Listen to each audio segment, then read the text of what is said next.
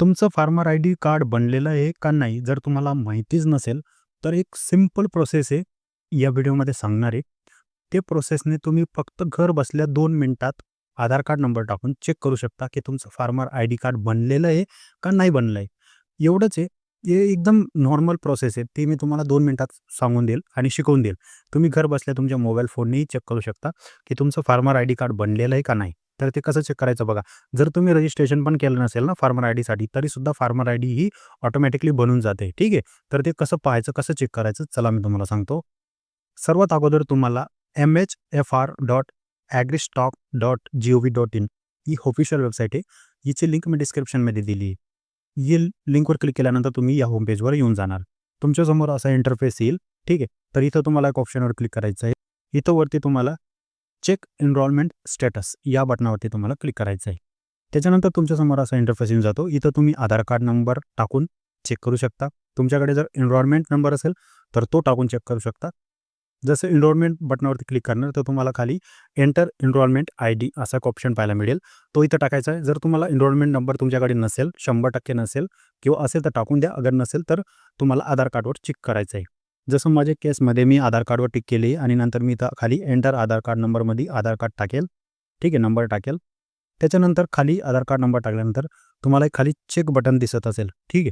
Check button दिसत असेल, या बटनावरती तुम्हाला टिक करायची.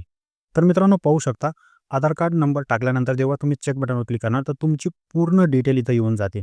जे शेतकऱ्याचं नाव आहे, ठीक आहे.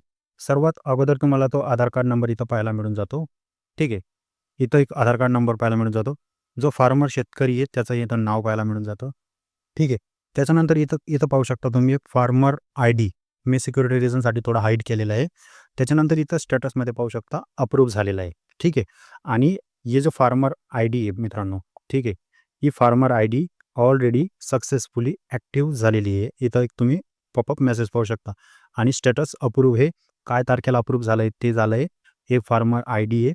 ठीक आहे. एनरोलमेंट डेट काय होती ती इथं पाहायला मिळेल. फार्मरचं नाव, शेतकऱ्याचं नाव इथं पाहायला मिळेल. इथं त्याचं आधार कार्ड आणि इथं त्याचं जे फार्मर रजिस्ट्रेशन आहे ते ॲक्टिव्ह आहे. तर इथून तुमचा जो फार्मर आय-डी कार्ड आहे मित्रांनो, तो इथून तुम्ही पाहू शकता. ठीक आहे. या बटनावरती क्लिक करून तुम्ही तुमचा फार्मर आय-डी इथं पाहू शकता. 1 मिनिटं. हे पाहू शकता. हा तुमचा फार्मर आय-डी नंबर आहे. कार्ड वगैरे काही डाउनलोड होत नाही. फक्त एक नंबर भेटतो. हा नंबर तुम्हाला तलाठ्याकडे जमा करायचा असतो. त्याच्यानंतर तुम्हाला ज्या योजनांचा लाभ आहे पुढे मिळत राहतो. तर ही सिंपल प्रोसेस आहे.